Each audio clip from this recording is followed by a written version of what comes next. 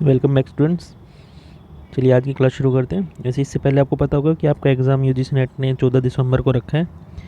अगर आपने चेक नहीं किया तो आप यूजीसी की ऑफिशियल वेबसाइट पे आप ये जो एग्ज़ाम शेड्यूल है वो चेक कर लीजिए। चलिए आगे के 5 क्वेश्चन को डिस्कस करते हैं। आज हम क्वेश्चन नंबर 46 से 50 तक डिस्कस करेंगे। ठीक है, चलिए शुरू करते हैं। क्वेश्चन नंबर 46 है, which of the following flaws of comparative approaches of Morgan and Tylor have been identified by Franz Bose.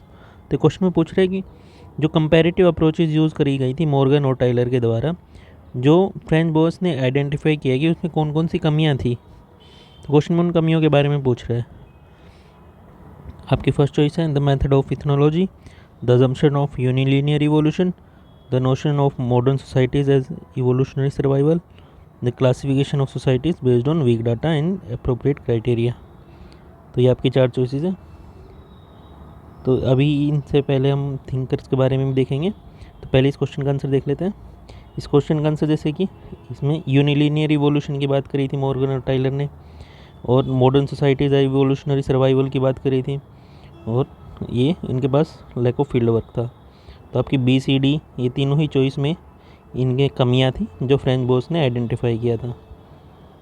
ठीक है, तो अब आगे इन थिंकर्स के बारे में देख लेते हैं। तो आपकी चॉइस के हिसाब से ये B C D answer D बन जाएगा। तो ये थिंकर्स हैं जैसे लुइस हेनरी मॉर्गन है। इनसे पहले भी आपके काफ़ी सारे थिंकर्स को पढ़ना पड़ेगा, मैं आपको अभी बताता हूँ। लुइस हेनरी मॉर्गन है जैसे, इनका वही ये लाइफ स्पैन है 1818 से 1881, ये इनकी फ़ोटो है। लुइस हेनरी मॉर्गन है, इन्होंने जो फेमस बुक लिखी थी 1877 में, उसका नाम था एंशिएंट सोसाइटी। एंशिएंट सोसाइटीज़, इसमें उन्होंने जो बात करी थी 3 इरा की बात करी थी। फर्स्ट होता है जैसे सैवेजरी, 3 इरा की बात करी थी। पहले तो सैवेजरी कि उस टाइम क्या होते थे, लोग सैवेज होते थे। ठीक है, फिर उन्होंने बात करी थी बार्बरिज्म की, और इसके अंदर फिर उन्होंने बात करी थर्ड स्टेज होती है सिविलाइजेशन के बारे में। कि सैवेजरी में क्या होता है, जैसे कि आपके फायर का यूज़ हो गया था, बो पोट्री वगैरह ये सब यूज़ होती थी। ठीक है, और आपका बार्बरिज्म में जैसे एग्रीकल्चर स्टार्ट हो गई थी, डोमेस्टिकेशन ऑफ एनिमल स्टार्ट हो गया था। ठीक है, और आपका सिविलाइजेशन जो अपना ये करंट में है, जिसमें अल्फ़ाबेट्स राइटिंग वगैरह ये सब आ गई थी। ये जो लुइस हेनरी मॉर्गन ने 1877 में एंशिएंट सोसाइटी जो इनकी बुक है, इसके अंदर ये इन 3 स्टेजेस ऑफ जो लाइफ की डेवलपमेंट के इन 3 इराज या 3 स्टेजेस के बारे में बात करी थी कि ह्यूमन सोसाइटी कैसे ग्रो करी है। तो ये इन्होंने दिया था। ठीक है, और इससे पहले भी जैसे आपको और बहुत सारे थिंकर्स के बारे में पता होना चाहिए। उनमें से कुछ हैं जैसे कि आपको पता होना चाहिए रॉबर्ट, जैसे सॉरी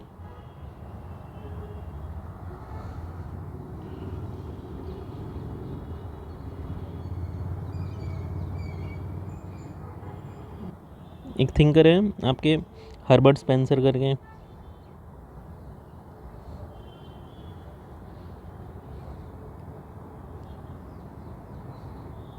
जिन्होंने सर्वाइवल ऑफ फिटेस्ट का कॉन्सेप्ट दिया था।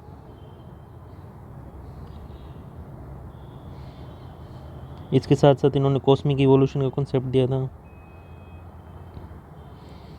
वही जैसे कि जो बिग बैंग वाला कॉन्सेप्ट है ना वो। और एक जैसे कि अगस्तस कॉम्ते करके हैं, अगस्ते कॉम्ते, ये इनको फादर ऑफ सोशियोलॉजी भी बोलते हैं।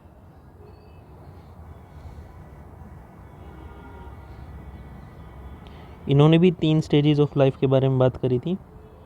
3 स्टेजेस इन्होंने भी बात करी थी, और इन्होंने भी 3 स्टेजेस के बारे में बात करी थी। इनकी 3 स्टेजेस थी, उन्होंने कहा था जैसे कि जो ह्यूमन डेवलपमेंट के प्रोग्रेस में जो 3 स्टेजेस हैं, उसमें पहले है आपकी जो थियोलॉजिकल स्टेज होती है एक, फिर आती है आपकी मेटाफिजिकल स्टेज, फिर आपकी आती है पॉजिटिव स्टेज। थियोलॉजिकल स्टेज में क्या था कि नेचर जो है वो मिथिकल नेचर का है। मेटाफिजिकल में क्या था कि जो आपका नेचर है वो result of the obscure forces का है। और इसमें जो इन्होंने पोज किया कि नेचर क्या है, आपका एक नेचुरल फिनोमेना है जो कांस्टेंट रिलेशनशिप्स एग्जिस्ट करते हैं नेचर के जो लिविंग और नॉन लिविंग थिंग्स के बीच में, उसका रिजल्ट होता है। ठीक है, ये 3 कॉन्सेप्ट थे, ये अगस्त कोमते के थे।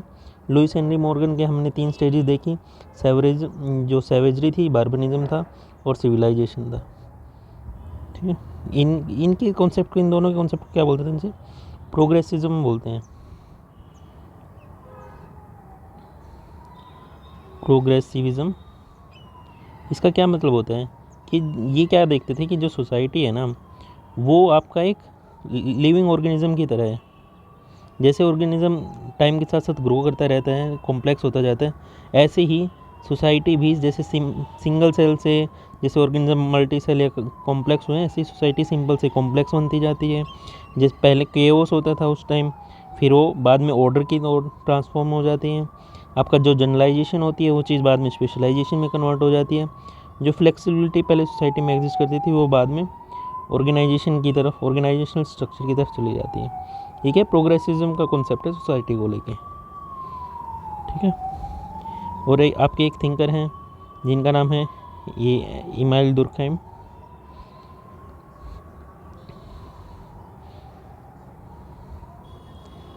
जो इन्होंने जो कॉन्सेप्ट दिया था, इन्होंने सोशल सॉलिडेरिटी का कॉन्सेप्ट दिया था। इनका मतलब क्या था कि जो सोसाइटी है वो मैकेनिकल सॉलिडेरिटी से आपकी ऑर्गेनिक सॉलिडेरिटी की तरफ मूव कर रही है।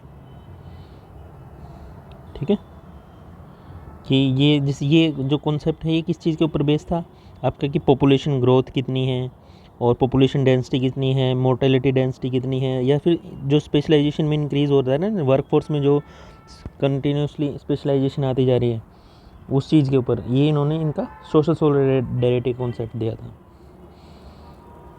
अब जो आपके ये जो थिंकर्स हैं, जैसे लुइस हेनरी मॉर्गन के बारे में मैंने बताया, ये जो ई बी टाइलर हैं और फ्रेंच बोयस, ये काफ़ी इंपॉर्टेंट थिंकर है, इनके बारे में हम अच्छे से देखते हैं अभी।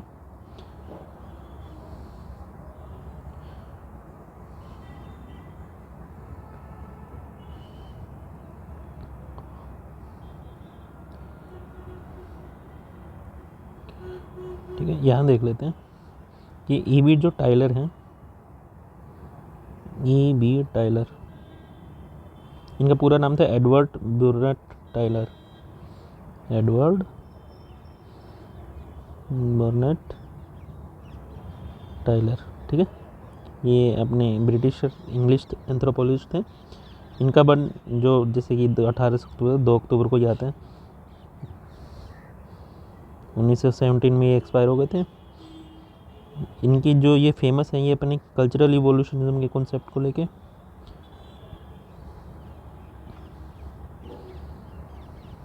और जिसको हम कल्चरल इवोल्यूशन को हम यूनिलीनियर इवोल्यूशन भी बोलते हैं, यूनिलीनियर इवोल्यूशन। ठीक है, ये कल्चरल इवोल्यूशन में जो यूनिलीनियर इवोल्यूशन है, इसका क्या मतलब होता है कि जो सारी सोसाइटीज़ हैं वो सेम पाथ को फॉलो करें, एक सिंगल लाइन है उनकी डेवलपमेंट की, कि जो जैसे हमने अभी स्टेजेस देखी थी कि जैसे सैवेजरी, बार्बरिज्म और सिविलाइजेशन, सारी सोसाइटी सेम पैरेलल इवोल्यूशन की तरह ग्रोथ करती हैं। और इनका मानना था जो आपके वेस्टर्न कल्चर्स हैं वो बिल्कुल पीक कल्चर्स हैं, मतलब कि पिनैकल हैं सोशल इवोल्यूशन के। वेस्टर्न कल्चर हैं, इसको बोलते थे कि ये पीक कल्चर है, यानी कि पिनैकल ऑफ सोशल इवोल्यूशन है। अंग्रेज़ों में ये दिक्कत तो थी भाई, खुद को सुपीरियर मानना था उनको। तो इससे एक तरह से कैसी जो राइटिंग्स उनकी होती थी, इथनोसेंट्रिज्म होता है कि मतलब कि खुद को सुपीरियर मान के दूसरे कल्चर को इन्फीरियर मान के वो अपनी राइटिंग्स लिखते थे। इसके बाद में जो फ्रेंच बॉयस हैं उन्होंने उसको काफ़ी क्रिटिसाइज भी किया था। यही क्वेश्चन में पूछ रहे कि जैसे लुइस हेनरी मॉर्गन और टाइलर के बीच में जो इनके कंपैरिजन थे, वो अपने जो फ्रेंच बॉयस हैं वो कैसे उनके अगेंस्ट थे, कि क्या क्या उनका क्रिटिक्स था। तो ये दोनों ही पॉइंट पे आपके फ्रेंच बॉयस उनसे एग्री नहीं करते थे। अब जो लुइस हेनरी मॉर्गन है और जो आपका टाइलर है, इन्होंने काफ़ी इंडिजिनियस लोगों के साथ काम किया था, लेकिन उनका जो डाटा पूल था वो बहुत कम होता था, और इनका जो एनालिसिस होता था ना, वो जो डाटा होता वो जनरली क्रॉस कल्चरल डाटा के बेस पे डिपेंड करता था। और इनके 3 अजम्पशंस जिसको ये मानते थे कि हाँ ये इनकी रिसर्च के बेसिस हैं, 3 अजम्पशन कि जो कंटेम्प्रेरी सोसाइटी है वो उनको वो क्लासीफाई कर सकते हैं। क्लासिफिकेशन ऑफ कंटेम्प्रेरी सोसाइटी,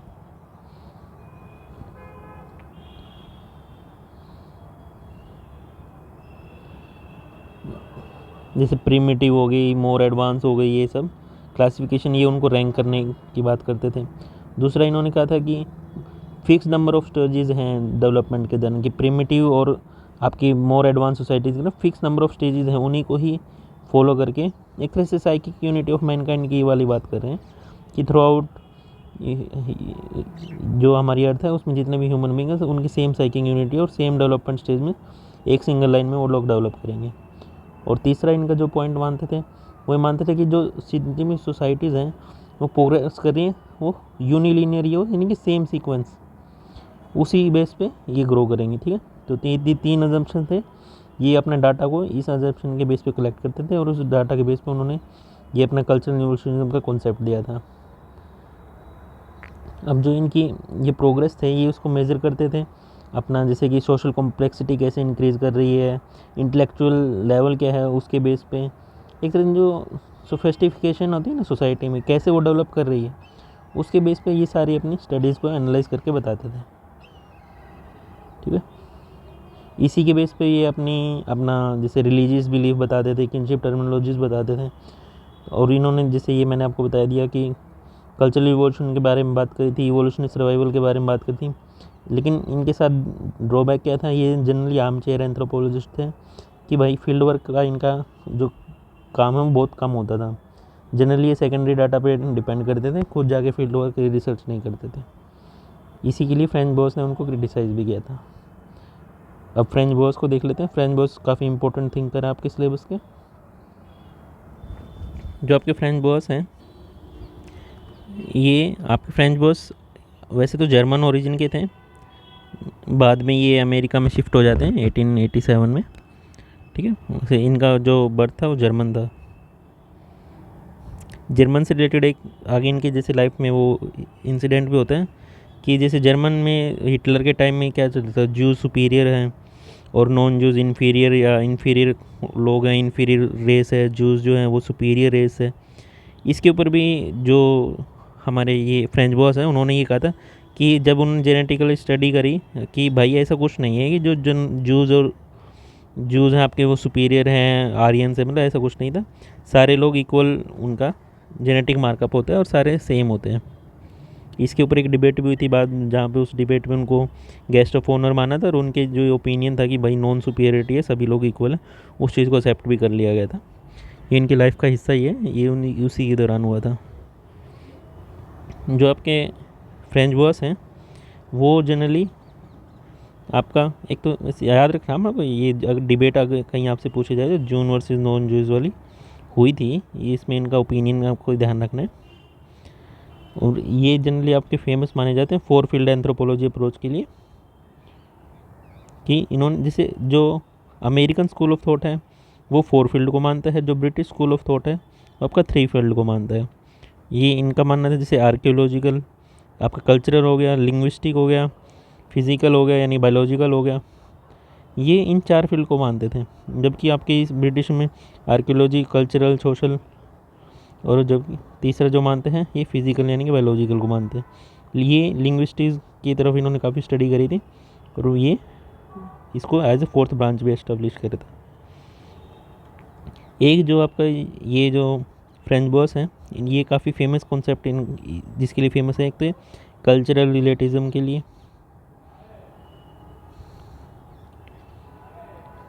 दूसरा हिस्टोरिकल पार्टिकुलरिज्म के बारे में। हिस्टोरिकल पार्टिकुलरिज्म,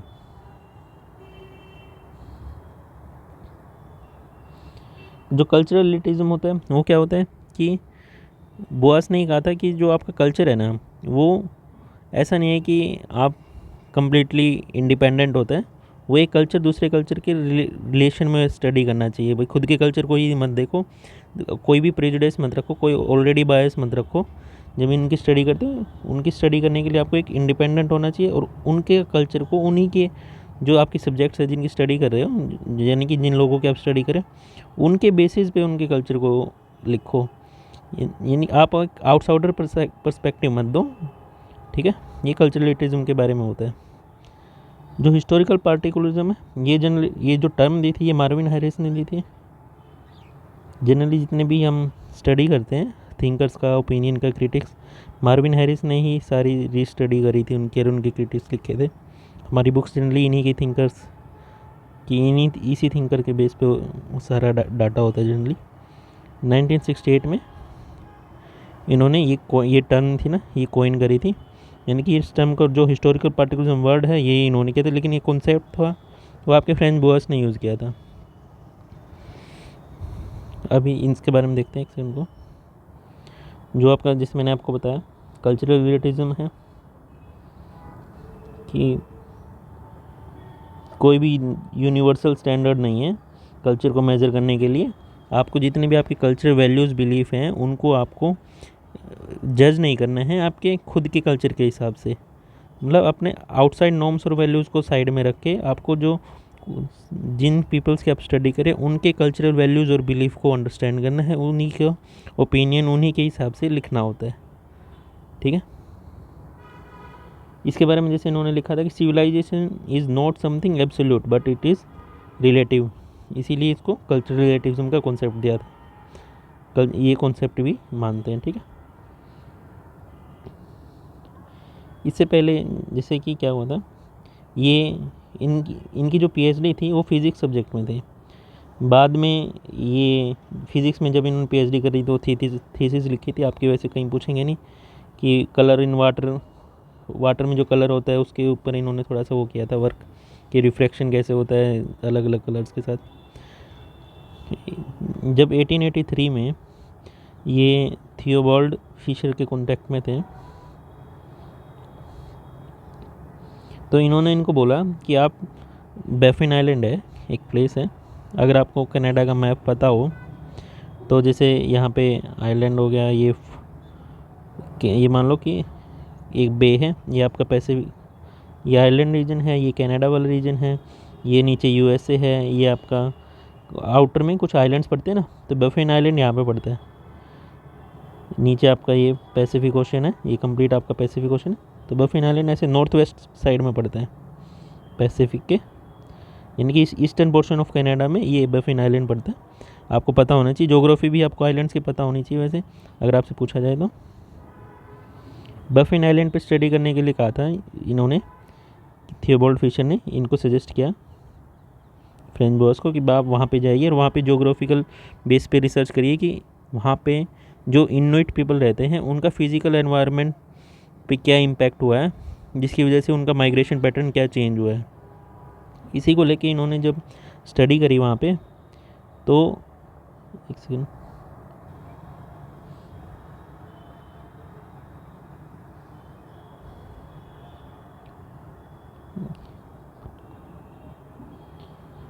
ये मैंने आपको बता दिया था कि Baffin Island central Eskimo, Theobald Fischer के गाइडेंस में, यानी कि उनके इंस्पिरेशन में बाद में उन्होंने कहा था कि वहाँ पे जाके माइग्रेशन पैटर्न चेक करो सेंट्रल एस्किमो का। फिर उनकी पब्लिकेशन आई थी सेंट्रल एस्किमो 1888 में।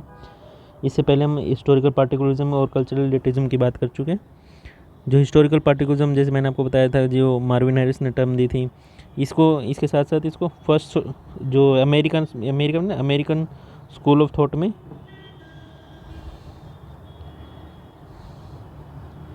ये पहला स्कूल कंसिडर किया जाता है हिस्टोरिकल पार्टिकुलरिज्म, ठीक है। और जो बोआस का मैंने जैसे क्वेश्चन के हिसाब से मैंने बताया कि आपको कल्चरल जो इवोल्यूशन मॉडल था, यूनिलिनियर इवोल्यूशन था, तो उन्होंने उसको रिजेक्ट किया था।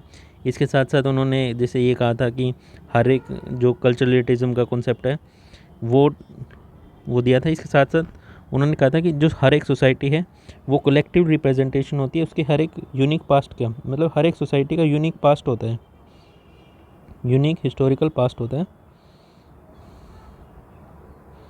उसी के बेस पे आपकी कंप्लीट हर एक सोसाइटी का कल्चर डेवलप होता है। इसी को ही बाद में जो वर्ड यूज़ हुआ था हिस्टोरिकल पार्टिकुलर, इसी कॉन्सेप्ट को एक्सप्लेन करने के लिए मार्विन हैरिस ने ये वर्ड यूज़ किया था। ठीक है। अच्छा, इनके स्टूडेंट्स के बारे में बताना चाहिए, जिनमें से मार्गरेट मीड को पढ़ चुके हैं और रूथ बेनेडिक्ट को पढ़ चुके हैं, एडवर्ड सेपियर को पढ़ चुके हैं, ए.एल. क्रूबर को पढ़ चुके हैं। ठीक है, ये इनके काफ़ी सारे स्टूडेंट्स भी थे और इनकी कुछ पब्लिकेशंस हैं जो आपको ध्यान रखनी है। जैसे कि इन्होंने जो ये लिखा था कि 1889 में the houses of Kwakiutl Indians. वैसे आप इसके बारे में गूगल करोगे तो आपको आराम से पता चल जाएगा इनकी क्या पब्लिकेशन है। The houses of Kwakiutl Indians. मैं इनकी कुछ फेमस बता रहा हूँ जो आपको याद रखनी है। ठीक है। इसके बाद इन्होंने लिखी थी 1895 में social organisation and secret societies of Kwakiutl Indians, the social organisation and आपका secret societies in Kwakiutl Indians. इसके साथ साथ इन्होंने माइथोलॉजी के ऊपर काम किया था। ये 1898 में काम किया था इन्होंने। उसके ऊपर जो बुक लिखी थी the mythology of Bella Coola Indians, the mythology of Bella Coola Indians. ठीक है। इसके साथ साथ इन्होंने एक काफ़ी फेमस इनकी स्टडी थी जो एक तरह का मेमोआर भी है, द क्वाकितल ऑफ वैंकूवर आइलैंड। क्वाकितल एक वो वहाँ पे ट्राइब रहते हैं, उसके ऊपर है। ठीक है, द कितल ऑफ वैंकूवर, ये वैंकूवर प्लेस का नाम है। 1911 में इनकी काफ़ी फेमस बुक आई थी जिसका नाम था the mind of primitive man, the mind of primitive man. ठीक है। और इसके साथ एक आई थी 1912 में जिसका नाम था the history of American race, history of American race.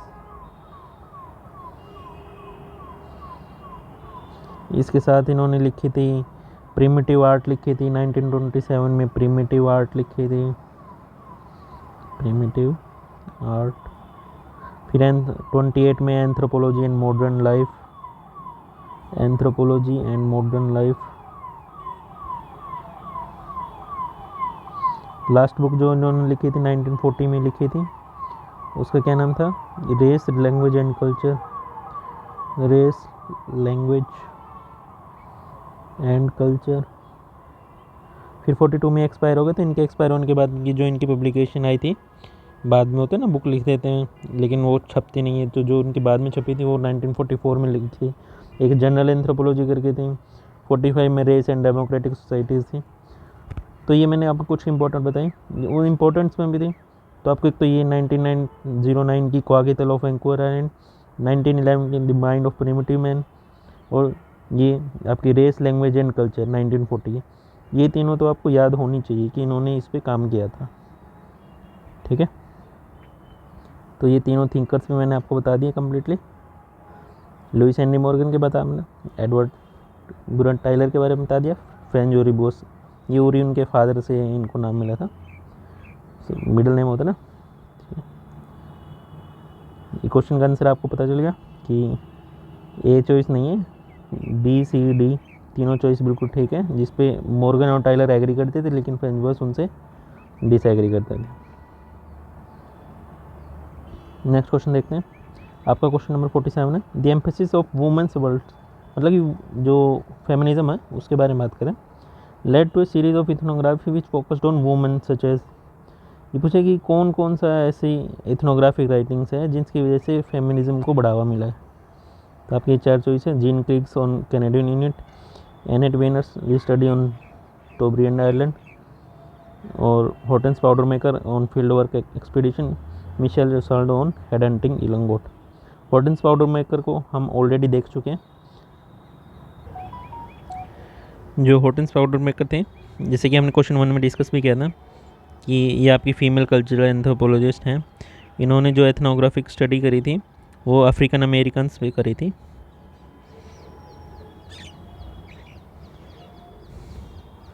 और हॉलीवुड में जो लोग काम करते हैं उसके बारे में भी, ठीक है।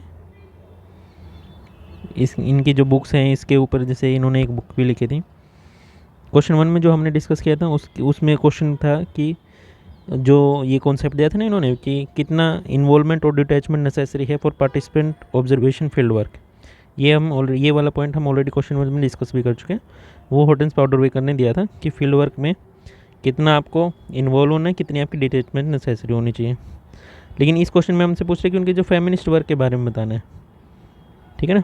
तो उसी हिसाब से देखते हैं कि एक तो इन्होंने क्या किया था, जो 1932 से लेके 34 में जो इन्होंने स्टडी कंडक्ट करी थी इंडियानोला पीपल के ऊपर।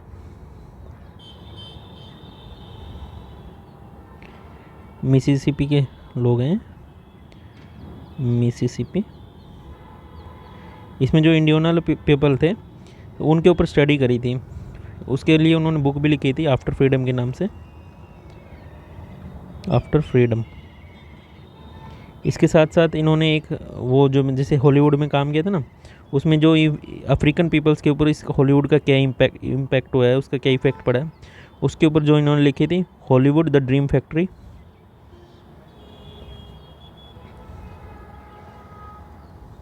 हॉलीवुड द ड्रीम फैक्ट्री ये इन्होंने लिखी थी 1950s में, ठीक है। ये जो अफ्रीकन अमेरिकन के बारे में इन्होंने दिखा था कि उन लोगों का, हॉलीवुड का इन लोगों पर क्या इम्पैक्ट पड़ा है। और ये मैंने आपको बताया कि आफ्टर फ्रीडम ये जब 1932 में ये इंडियनोला मिसिसिपी स्टडी के बेस पे इन्होंने आफ्टर फ्रीडम बुक लिखी थी। इसके अलावा एक उनकी पब्लिकेशन जो है आपको याद रखनी है 1962 में कॉपर टाउन के नाम से। क्या नाम है? कॉपर टाउन, ठीक है। इसमें क्या लिखा था कि जो अफ्रीका में जो चेंजेस हो रहे हैं ना उसके ऊपर, ये मतलब अफ्रीका में जो चेंजेस है उसके ऊपर थी। इसके साथ साथ एक और लिखी थी इन्होंने 1966 में दिस स्ट्रेंजर एंड फ्रेंड, ठीक है, कि एक अननोन है, स्ट्रेंजर है एंड ए फ्रेंड। ये इनका क्या एक मेमोयर है कि इन्होंने बताना है कि कैसे उनका एंथ्रोपोलॉजिकल करियर रहा है इसमें, द स्ट्रेंजर एंड फ्रेंड में। कंप्लीट एक मेमोयर की तरह लिखा था ये, ठीक है। ये कॉपर टाउन लिखा था, ये अफ्रीका में जैसे माइनिंग वगैरह बहुत होती है उसके ऊपर ये लिखा था कि कैसे अफ्रीका में चेंज आ रहे हैं उसके ऊपर। आफ्टर फ्रीडम लिखा था इंडियन मिसिसिपी, वहाँ के लोगों को स्टडी करके।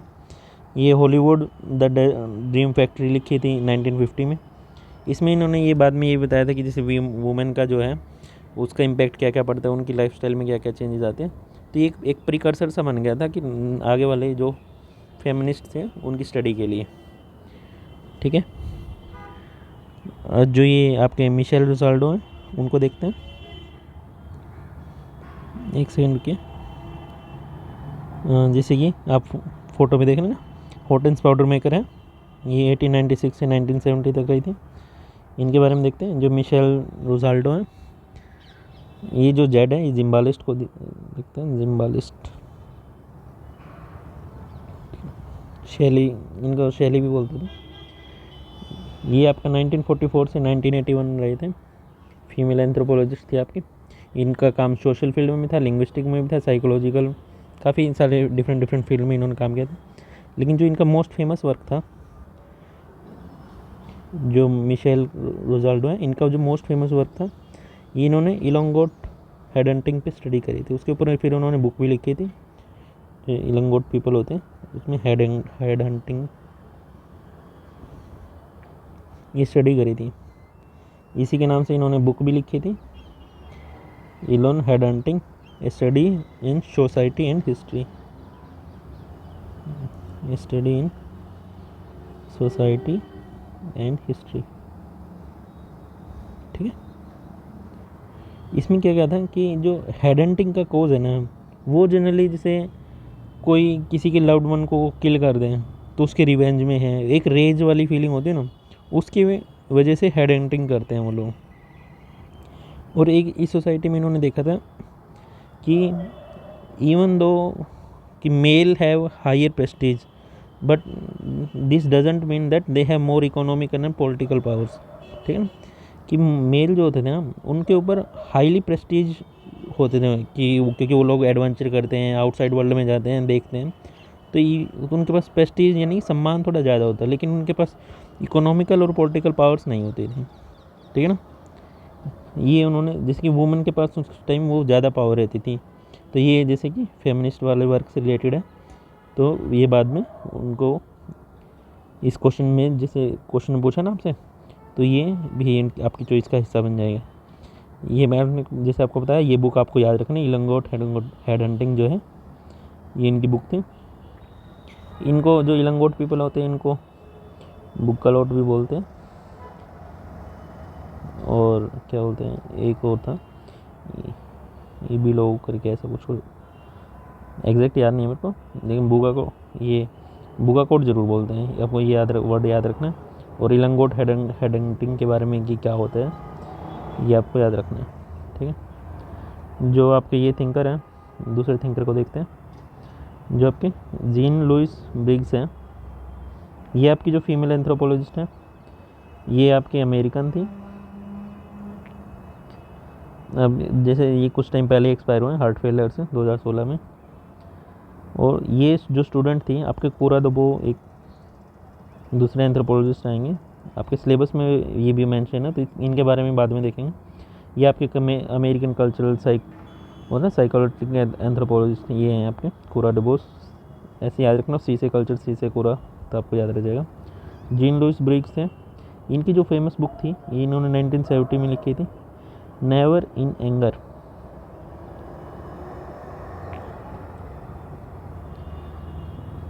Portrait of Eskimo family, portrait of Eskimos family. इससे पहले जैसे हमने देखा ना फ्रेंच बॉयज़ ने स्टडी करी थी एस्किमोस पे, तो इन्होंने भी करी थी 1970 में, लेकिन दोनों की टाइम वर्क में देख रहे हो काफ़ी सालों का डिफरेंस है। Never in anger, portrait of Eskimo family, ये इन्होंने बुक लिखी थी लुइस जीन ब्रिग्स ने, ठीक है। इसके साथ साथ ये जिस फैमिली में रह रही थी, तो उसमें वहाँ पे उन्होंने जो देखा कि वहाँ पे मतलब एक वैसे आपको याद प्लेस है ना, बे समझते हो, बे जैसे होते हैं ना ज्योग्राफी में, खाई की तरह होते हैं ना, खाड़ी जिसको बोलते हैं, तो उस बे का नाम था चेंट्रेव इनलेट।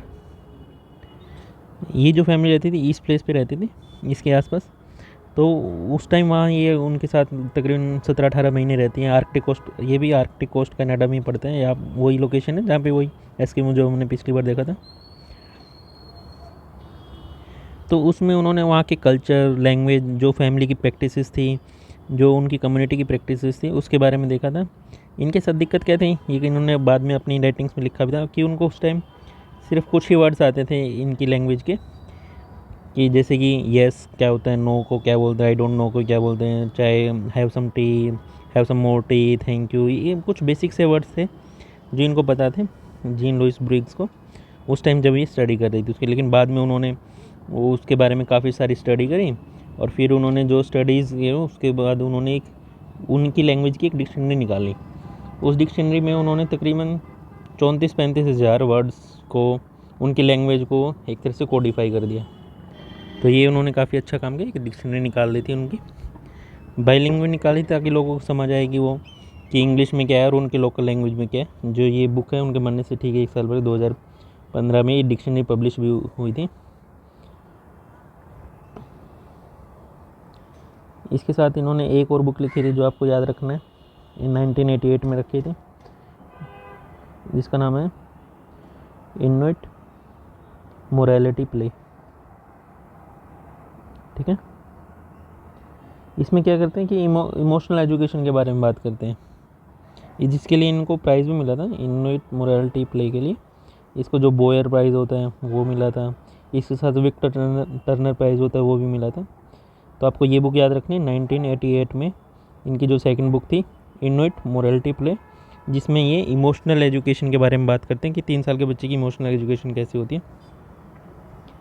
तो बोयर प्राइज़ और विक्टर टर्नर प्राइज़ इनको ये मिला था। तो फिर से रिपीट करता हूँ, कि जो जीन ब्रिग्स है स्टूडेंट रही हैं कोरा डिबोस की, और 1970 में never in anger portrait of Eskimo family, जो वहाँ पे जब ये 18 महीने इसमें चाटने इनलेट में बे में उनके साथ उन लोगों के साथ रह रही थी, ये लोकेशन हो गई इसकी। तो उस टाइम जो उनके जो वहाँ की कल्चर प्रैक्टिसेस थी वो फैमिली की, वहाँ की कम्युनिटी की, उसके बारे में उन्होंने लिखा, सोशल लाइफ कैसी है, कल्चर लाइफ कैसी है। उसके साथ साथ इन्होंने फिर, क्योंकि इनको लैंग्वेज बैरियर था वहाँ पे, तो फिर बाद में उन्होंने डिक्शनरी भी निकाली थी 2015 में, जो बाद में पब्लिश भी होती है, जिसमें 34,000 के आसपास वर्ड्स भी थे। एक उसकी सेकंड पब्लिकेशन थी इनोवेट मोरालिटी के नाम से, जिसमें ये इमोशनल एजुकेशन के बारे में बात करते 3 साल के बच्चे की। ठीक है, तो आपको ये जो जीन लुइस ब्रिग्स है इसके बारे में भी याद रखना। पूरा डिब्बो को हम आगे वाले क्वेश्चंस में भी देखेंगे। तो नेक्स्ट जो आपका आखिरी थिंकर बच गया, इनको देखते हैं।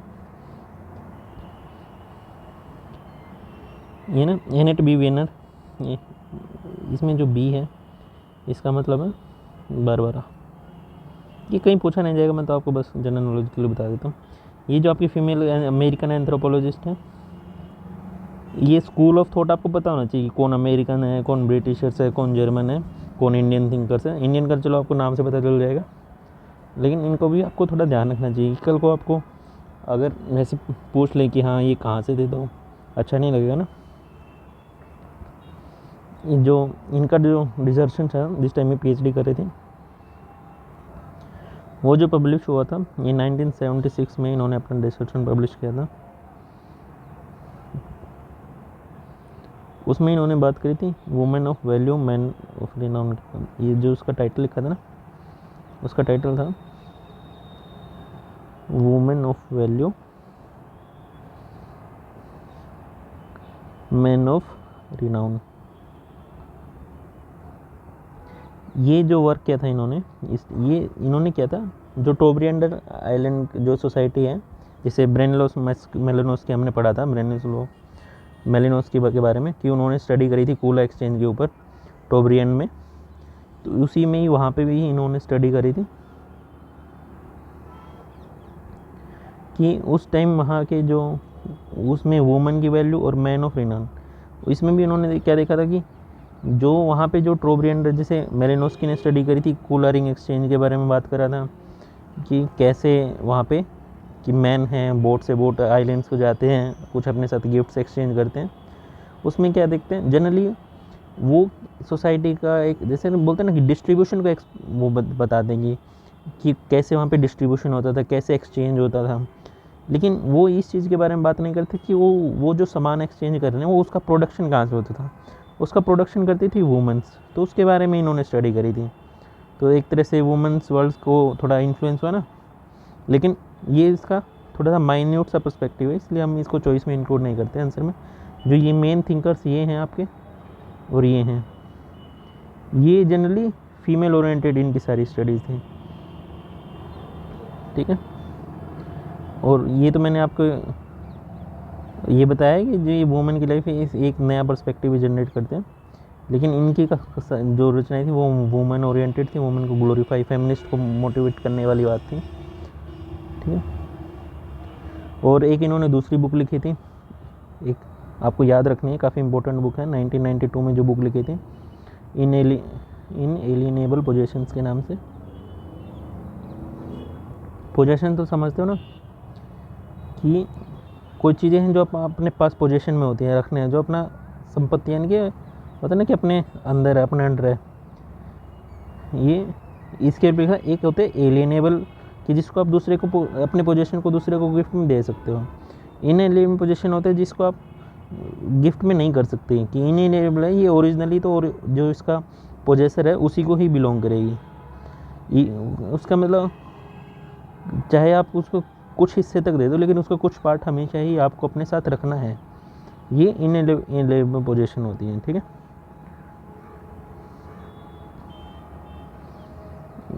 इसका पूरा नाम था the inalienable possessions, the paradox of keeping while giving. The paradox of keeping, paradox होता है एक समस्या से। ठीक है, कि इवन दो आपको गिफ्ट कितना ही फेमस हो, लेकिन वो पोजीशन में हो, आपको कितना ही पसंद हो, लेकिन आप कुछ ना कुछ पार्ट गिफ्ट करते वक्त भी कुछ ना कुछ पार्ट अपने पास रखते हो, आपका इनएलिएनेबल वेल्थ का हिस्सा है, ठीक है ना। जो एलिएनेबल वेल्थ है उसको तो आप आराम से ईजिली एक्सचेंज कर सकते हो, उसके लिए बारे में इतना ही नहीं था। और ये जो चीज़ है आपको इस बुक के बारे में याद रखनी है कि इस बुक में इन्होंने कहा था कि वुमेन जो कंट्रीब्यूशंस है वो सिग्निफिकेंट था, लेकिन क्योंकि ज़्यादातर वो मेलेनोस्की के वर्क की वजह से या फिर वो ना डिस्ट्रीब्यूशन और एक्सचेंज की तरफ ज़्यादा फोकस हो गया और वुमेन के वर्क को इतना सिग्निफिकेंट उन्होंने नहीं देखा था, दूसरे थिंकर्स ने उसके बारे में बात नहीं करी थी। तो ये चारों थिंकर को मैंने एक्सप्लेन कर दिया।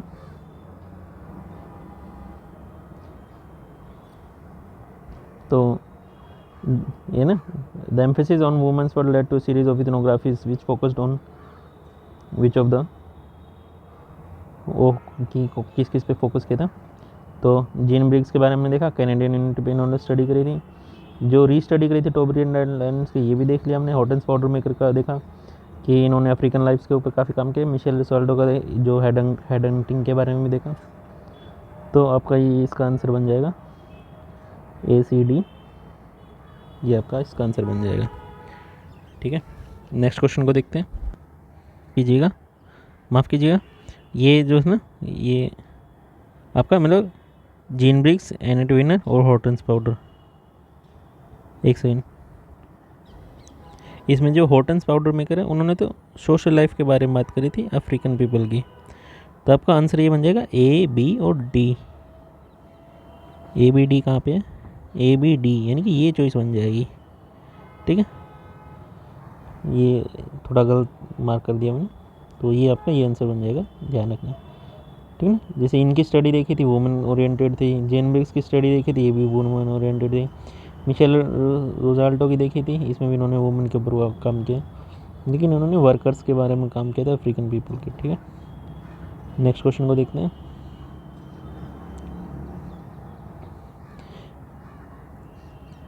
कि which of the following are main attributes of जाति। जाति वही कास्ट सिस्टम जो इंडिया में, जातिज आर एक्सोगेमस यूनिट्स, यानी कि इंटरकास्ट मैरिज होती है, ऐसा तो नहीं है जनरली, मतलब आपको थ्योरेटिकल में जाना है, प्रैक्टिकल नहीं हो जाना हर चीज़ में। They are hierarchically graded, of course hierarchy होती है जात में, upper caste lower caste. They invariably have a जाट लिंक्ड ऑक्यूपेशन, हाँ अब तो नहीं है लेकिन पहले होता, जैसे कि खाती अपना ये जैसे कारपेंटर का काम करते थे, कुमार गढ़े बनाते थे, जाट वॉरियर होती है, जाट वॉरियर कम्युनिटी, मतलब ऐसे जाट लिंक्ड ऑक्यूपेशन थे, हाँ ओबियसली थे। In several parts of the Indian jati has intra village and inter village mechanism of social control in conflict resolution, of course. जैसे कि खाप पंचायत आपको सुना होगा, हरियाणा में काफ़ी फेमस थी, कि उनका भी भाई खुद का ही सोशल कंट्रोल करने का, कन्फ्लिक्ट रेजोल्यूशन का खुद का मैकेनिज्म होता था। तो आपकी चॉइस बन जाएंगी BCD, ये यहाँ पे एंडोगैमस होती हैं जाति। कुछ और कैरेक्टरिस्टिक्स अगर आपको पता हो तो बेटर है, मैं आपको बता भी देता हूँ, रुको, कि जाति में आपकी कुछ सिविल एंड रिलीजियस डिसेबिलिटीज़ भी आ जाती हैं, जो आप मतलब एक पर्टिकुलर कास्ट में होने की वजह से आप नहीं कर सकते, ठीक है ना। और जैसे कि आपका क्लोज ग्रुप हो जाता है, प्योरिटी एंड पोल्यूशन का कॉन्सेप्ट आ जाता है जाति में, और एक यूनिक कल्चर होना चाहिए आपका जाति के लिए।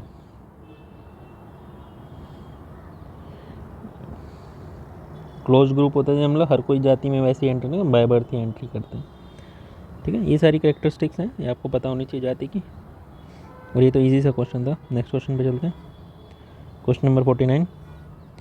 The interpretive anthropologist Clifford Geertz publish the following. अब ये पूछ रहे हैं कि जो क्लिफोर्ड गिड्स हैं, ये थिंकर हम बहुत बार डिस्कस कर चुके हैं कि इनकी क्या क्या इंटरप्रेटिव एंथ्रोपोलॉजिस्ट कौन कौन सी चीज़ पब्लिश किया था। तो interpretation of cultures, culture bias, works and lives the anthropologist as author, the religion of Java. तो मैंने आपको यहाँ नीचे एक्सप्लेन भी कर रखा है। जो क्लिफोर्ड गिड्स हैं ये 1926 से 2006 में है, जो इन 1960 में रिलीजन ऑफ जावा के बारे में इन्होंने बुक लिखी थी। 73 में इंटरप्रिटेशन ऑफ कल्चर, 1975 में किनशिप इन बाली को ऑथर्ड बाय इनके दूसरे ब्रदर गिड्स।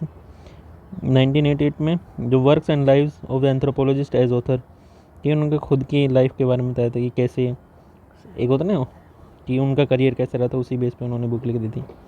इसमें इन्होंने, जैसे मैंने आपको पहले ही बताया था कि कोक फाइटिंग के बारे में एक्सप्लेन किया था, बाली में जो कोक फाइटिंग होती है कि एक तरह का सोशल स्टेटस का चित्र करके, चाहे आप जीत भी जाओ लेकिन सोशल स्टेटस जो आपका वो चेंज नहीं हुआ, लेकिन एक सुपीरियरिटी दिखाने के लिए आपको मतलब है कि कंपटीशन सा बन गया। इंडिया में वैसे कोक फाइटिंग बैन भी है काफ़ी जगह पे, इनको हम पहले ही काफ़ी बार डिस्कस कर चुके हैं। तो इसका आंसर बन जाएगा आपका इंटरप्रिटेशन ऑफ कल्चर। ये 73 वाली बुक है। वर्क लाइफ एंड कल्चर, ये 1988 की बुक है। रिलीजन ऑफ जावा लिखी थी 1960 में। ये इनकी नहीं है। कल्चरल बायस एक कॉन्सेप्ट होता है जिसका मतलब होता है जैसे कि आपका एक यूनिवर्सल थॉट नहीं है, आप अपने कल्चर के ओरिएंटेशन कुछ ना कुछ आपका प्रीजुडाइस या बायस होता ही है, जिसके बेस पे आप दूसरे कल्चर को जज करते हो। ये कल्चर बायस बोलते हैं इस चीज़ को। तो इसका आंसर हो जाएगा ए सी डी सी चॉइस बन जाएगी आपकी। ठीक है, नेक्स्ट क्वेश्चन को देखते हैं। Which of the following are the categories of the culture as suggested by Leslie White. इनका पूरा नाम था लेस्ली एल्विन वाइट। ठीक है, ये आपके 1900 से 1975 में डेथ हो गई थी। ये आपके अमेरिकन एंथ्रोपोलॉजिस्ट हैं। ये पूछा है कि कौन सी कैटेगरीज ऑफ कल्चर जो इन्होंने सजेस्ट करी थी लेस्ली वाइट ने। ठीक है, ये टेक्नोलॉजिकल, आइडियोलॉजिकल, बिहेवियर और आपका सेंटिमेंटल। तो इसको करने से पहले हम इनके बारे में देख लेते हैं, लेस्ली वाइट के बारे में, कि 1929 में 1929 में ये विज़िट करते हैं सोवियत यूनियन, रूस में। और वहाँ पे जब वो वहाँ से वापस आते हैं तो ये खुद के आर्टिकल्स लिखना शुरू करते हैं। सूडोनियम, एक सूडोनियम जैसे मैंने आपको पहले बताया सूडोनेम होता है, फेक नेम होते हैं। जॉन स्टील यानी अल्टरनेट नेम के नाम से ये इन्होंने पब्लिकेशन लिखनी शुरू भी करी थी। जो एक टर्म है कल्चरोलॉजिस्ट, ये इन्होंने टर्म दी थी, कोइन, ठीक है ना, ये टर्म इन्होंने कोइन करी थी। और ये इनका क्या मानना था कि जो आपका कल्चर है ना वो एक सुपर ऑर्गेनिक एंटिटी है। सुपर ऑर्गेनिक आइडेंटिटी है, मतलब कि एक वर्ड होता है सूजेनरिस लैटिन में, जिसका मतलब होता है कि देयर ओन काइंड। सूजेनरिस मतलब यूनिक है, मतलब कि देयर ओन काइंड है, टाइप है, मतलब देयर ओन काइंड या फिर टाइप। लैटिन में सूजेनरिस का मतलब होता है सुपर ऑर्गेनिक एंटिटी। क्या होती है? सूजेनरिस होती है, यानी कि यूनिक होती हैं। इसके साथ साथ इन्होंने जो बुक लिखी थी, एक तो ये जैसे इवोल्यूशन ऑफ कल्चर लिखी थी, development of civilisation to the fall of, ये रोम है, 1959 में लिखी थी। ये कल्चर को एक जनरल ह्यूमन फिनोमेना मानते थे। ठीक है ना, ये। और जो इन्होंने जो इसमें ये इन्होंने 3 लेवल के बारे में बात करी थी, कि एक तो आपका होता है टेक्नोलॉजिकल लेवल, एक आपका होता है सोशल ऑर्गेनाइजेशन लेवल, एक आपका होता है आइडियोलॉजिकल लेवल।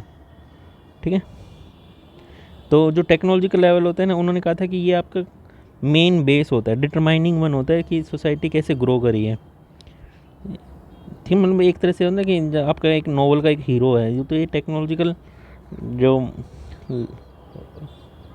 है ना, टेक्नोलॉजिकल फैक्टर है, वो आपका डिटरमाइनिंग फैक्टर है। ये एक आपका हीरो की तरह है, लीडिंग कैरेक्टर अपने प्ले का। ये इनके खुद के वर्ड से, तो मैं इसलिए आपको बता रहा हूँ। तो ये तो आपकी चॉइस में इन्वॉल्व हो जाएगा। ठीक है ना, कि एक सिविलाइजेशन में आपका टेक्नोलॉजी का भी पार्ट होता है, आइडियोलॉजिकल ऑब्वियसली, जैसे कार्ल मार्क्स की आइडियोलॉजी थी एक कंप्लीट सिविलाइजेशन जिससे चेंज हो गई थी। ऐसे बिहेवियरल होता है, इंक्लूड होता है कि आपका सोशल ऑर्गेनाइजेशन लेवल कैसा है, आपका बिहेवियर कैसा है सोसाइटी में। तो ये तीनों ही इन्होंने बात करी थी। सेंटिमेंटल इनकी बात नहीं है, तो ये चॉइस में नहीं आएगा, आपकी चॉइस बन जाएंगी ABC। ठीक है, इसके साथ इनकी कुछ और पब्लिकेशंस भी थी, जैसे science of culture, study of man and civilisation 1949 में, Acoma Indians, people of the sky city. ये तीनों इनकी पब्लिकेशन है। अगर आपको याद रखा है तो आप इनको याद रख लीजिए। अभी जैसे आपको पता है कि आपका पेपर 14 दिसंबर को, बहुत कम दिन रह गए हैं, तो लेक्चर्स इतने फ्रिक्वेंटली नहीं आ पाएंगे जितना मैंने एक्सपेक्ट किया था। तो क्योंकि मैं बहुत ज़्यादा एक्सप्लेन कर रहा हूँ आपको, तो इन्हीं क्वेश्चंस में कोशिश करना कि आप ज़्यादा से ज़्यादा सीख पाओ। मिलते हैं आपसे अगली वीडियो में, और उम्मीद करता हूँ कि आप पेपर की अच्छी रिवीजन कर रहे हो, अच्छे से पेपर करना। मिलते हैं आपसे अगली वीडियो में। Thank you.